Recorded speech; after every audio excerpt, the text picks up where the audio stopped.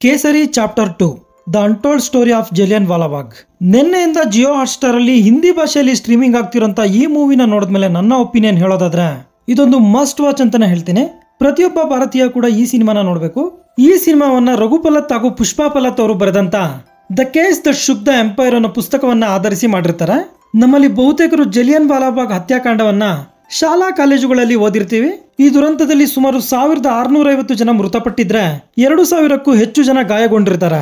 ಇನ್ನು ಈ ಮೂವಿಯ ಪ್ಲಾಟ್ ವಿಷಯಕ್ಕೆ ಬರೋದಾದ್ರೆ, ಕೇರಳ ಮೂಲದ ಅಡ್ವೊಕೇಟ್ ಶಂಕರನ್ ನಾಯರ್ ಅವರು ಬ್ರಿಟಿಷರು ಮುಚ್ಚಿಡೋಕೆ ಪ್ರಯತ್ನ ಪಟ್ಟಂತ ಜಲಿಯನ್ವಾಲಾಬಾಗ್ ಹತ್ಯಾಕಾಂಡವನ್ನ ಇಡೀ ಪ್ರಪಂಚಕ್ಕೆ ತಿಳಿಸಬೇಕು ಅಂತ ಕೋರ್ಟ್ ನಲ್ಲಿ ವಾದ ಮಾಡೋದೇ ಈ ಸಿನಿಮಾದ ಒನ್ಲೈನ್ ಸ್ಟೋರಿ.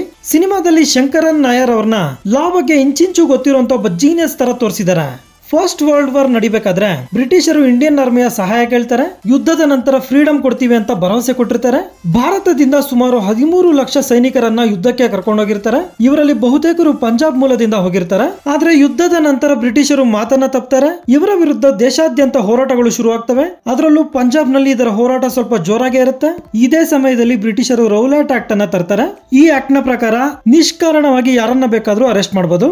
ಇದೇ ಸಮಯದಲ್ಲಿ ಪಂಜಾಬ್ನ ಅಮೃತ್ಸರ್ನ ಸಮೀಪದಲ್ಲಿ ಜಲಿಯನ್ವಾಲಾಬಾಗ್ ಮೈದಾನದಲ್ಲಿ ಶಾಂತ ರೀತಿಯಲ್ಲಿ ಜನರು ಪ್ರತಿಭಟನೆ ಮಾಡ್ತಿರ್ತಾರೆ. ಅಲ್ಲಿಗೆ ತನ್ನ ಸೇನೆಯೊಂದಿಗೆ ಬಂದಂತ ಜನರಲ್ ಡಯರ್ ಸಿಕ್ಕವರ ಮೇಲೆ ಗುಂಡು ಹಾರಿಸಿ ಅಲ್ಲಿ ನೆರೆದಿದ್ದಂತ ಬಹುತೇಕರನ್ನ ಸಾಯಿಸ್ತಾನೆ. ಆದ್ರೆ ಈ ಹತ್ಯಾಕಾಂಡವನ್ನ ಮಾಡಿದಂತ ಜನರಲ್ ಡಯರ್ಗೆ ಯಾವುದೇ ರೀತಿಯ ಗಿಲ್ಟಿ ಇರಲ್ಲ. ಇದನ್ನ ಶಂಕರನ್ ನಾಯರ್ ಅವರು ಕೋರ್ಟ್ ನಲ್ಲಿ ಪ್ರೂವ್ ಮಾಡುವ ರೀತಿ purely goose bumps. Court room drama ಸಿನಿಮಾಗಳನ್ನ ಇಷ್ಟಪಡೋರು ಈ ಸಿನಿಮಾನ ಸಿಕ್ಕಾಪಟ್ಟೆ ಎಂಜಾಯ್ ಮಾಡ್ತೀರಾ. ಅಕ್ಷಯ್ ಕುಮಾರ್ ಅವರು ಶಂಕರನ್ ನಾಯರ್ ಪಾತ್ರದಲ್ಲಿ ಅದ್ಭುತವಾದ ಅಭಿನಯ ಕೊಟ್ಟಿದ್ದಾರೆ. ಇವರ ಆಪೋಸಿಟ್ ಅಡ್ವೊಕೇಟ್ ಮೆಕಿನ್ಲಿ ಅನ್ನೋ ಪಾತ್ರದಲ್ಲಿ ಮಾಧವನ್ ಅವರು ನಟಿಸಿರ್ತಾರೆ. ಲಿಟ್ರಲಿ ಇವರು ಬಂದ ಸ್ವಲ್ಪ ಸಮಯದಲ್ಲೇ ಅಕ್ಷಯ್ ಕುಮಾರ್ ಅವ್ರನ್ನ ಡಾಮಿನೇಟ್ ಮಾಡೋದಕ್ಕೆ ಸ್ಟಾರ್ಟ್ ಮಾಡ್ತಾರೆ.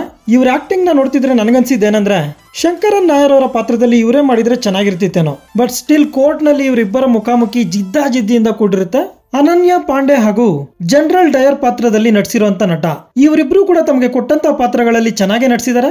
ಇಲ್ಲಿ ಬಿಜಿಎಂ ಎಲ್ಲಿ ಎಲಿವೇಟ್ ಮಾಡಬೇಕು ಹಾಗೂ ಎಲ್ಲಿ ಸೈಲೆನ್ಸ್ ಅನ್ನ ಮೇಂಟೈನ್ ಮಾಡಬೇಕು ಅನ್ನೋದನ್ನ ತುಂಬಾ ಚೆನ್ನಾಗಿ ಹ್ಯಾಂಡಲ್ ಮಾಡಿದ್ದಾರೆ. ಟೆಕ್ನಿಕಲಿ ಈ ಸಿನಿಮಾ ತುಂಬಾ ಸ್ಟ್ರಾಂಗ್ ಆಗಿದ್ದು ಸಿನಿಮಾ ನೋಡ್ತಿರೋಷ್ಟೊತ್ತು ನಮ್ಮನ್ನ ಆ ಕಾಲಕ್ಕೆ ಕರ್ಕೊಂಡು ಹೋಗ್ಬಿಡುತ್ತೆ. ಅಷ್ಟು ಚೆನ್ನಾಗಿದೆ ಸೆಟ್ ವರ್ಕ್. ಕೇಸರಿ ಚಾಪ್ಟರ್ 1ಗೂ ಹಾಗೂ ಈ ಸಿನಿಮಾಗೂ ಯಾವುದೇ ರೀತಿಯ ಸಂಬಂಧ ಇರೋದಿಲ್ಲ. ಬ್ರಿಟಿಷರ ಆಡಳಿತ ಎಷ್ಟು ಕ್ರೂರವಾಗಿತ್ತು ಅನ್ನೋದನ್ನ ಮತ್ತೊಂದು ಸಿನಿಮಾ ಸಾಬೀತುಪಡಿಸಿದೆ. ಸಿನಿಮಾದಲ್ಲಿ ಒಂದೆರಡು ಕಡೆ ಬ್ಯಾಡ್ ಲ್ಯಾಂಗ್ವೇಜ್ ಅನ್ನ ಯೂಸ್ ಮಾಡಿದ್ದಾರೆ. ಅದನ್ನ ಹೊರತುಪಡಿಸಿದ್ರೆ ಆರಾಮಾಗಿ ಫ್ಯಾಮಿಲಿ ಜೊತೆ ನೋಡಬಹುದು. ಸೊ ಇದಾಗಿರುತ್ತೆ ಕೇಸರಿ ಚಾಪ್ಟರ್ 2 ಈ ಸಿನಿಮಾದ ಬಗೆಗಿನ ನನ್ನ ಒಂದು ಒಪಿನಿಯನ್. ಈ ವಿಡಿಯೋ ನಿಮ್ಗೆ ಇಷ್ಟ ಆಗಿದ್ರೆ ಒಂದು ಲೈಕ್ ಕೊಟ್ಟು ನನ್ನ ಚಾನೆಲ್ನ ಸಬ್ಸ್ಕ್ರೈಬ್ ಮಾಡ್ಕೊಳ್ಳಿ. Thank you.